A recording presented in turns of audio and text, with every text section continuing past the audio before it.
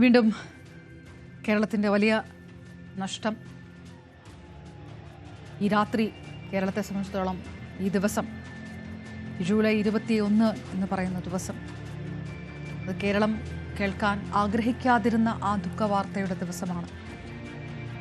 വിപ്ലവ സൂര്യൻ അസ്തമിച്ച രാത്രി നമ്മൾ ഈ കാണിക്കുന്നത് പോലെ തന്നെ ആ രാത്രിയാണ് കാണുന്നത്. പക്ഷേ സൂര്യൻ അസ്തമിച്ചാലും ഉയർത്തിവിട്ട പോരാട്ട വീര്യത്തിൻ്റെ തിളക്കം മാറുന്നില്ല.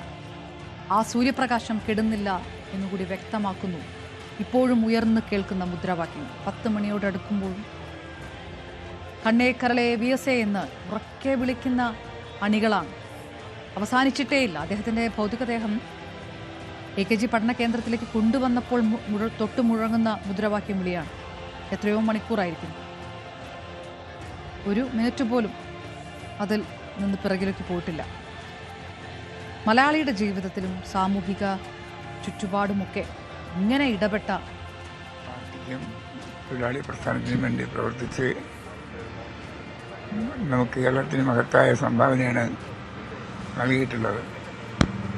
എൻ്റെ അനുഭവത്തിൽ കൊല്ലത്ത് ഞാൻ കൊല്ലം ജില്ലാ സെക്രട്ടറി ആയിരുന്നപ്പോൾ വലിയ സമരങ്ങൾ നടത്താൻ VS മുൻകൈ എടുത്തിട്ടുണ്ട്.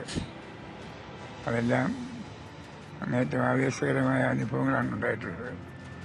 VSനെ ഓർക്കുമ്പോഴെല്ലാം നമുക്ക് അങ്ങേറ്റം ആവേശവും അങ്ങേറ്റം ബഹുമാനമാണ് ഉണ്ടാവുക. VSന്റെ നിര്യാണത്തെ അത്യഗാധമായ ദുഃഖവും അനുശോചനവും രേഖപ്പെടുത്തുന്നു. പാർട്ടിക്കകത്തും പുറത്തും വലിയ പോരാളിയായിരുന്നു. പോരാട്ട വീഴ്ച എങ്ങനെയാണ് പലപ്പോഴും പാർട്ടിക്കകത്തും പുറത്തും പോരാളി തന്നെയല്ലോ VS. പാർട്ടിക്കകത്തും പുറത്തുമെന്ന് വെച്ചാൽ പാർട്ടിക്കകത്ത് ഉൾപാർട്ടി സമരം അതൊരു പോരാട്ടമാണ്. അത് അതിന് VS പോരാളി തന്നെയാണ്.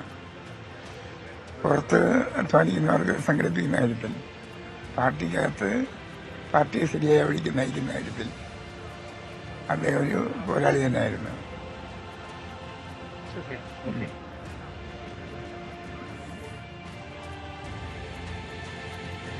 CPMന്റെ മുതിർന്ന PK ഗുരുദാസൻ VSന്റെ സമര ചരിത്രം ഓർമ്മിക്കുകയായിരുന്നു, VSനെ അനുസ്മരിക്കുകയായിരുന്നു.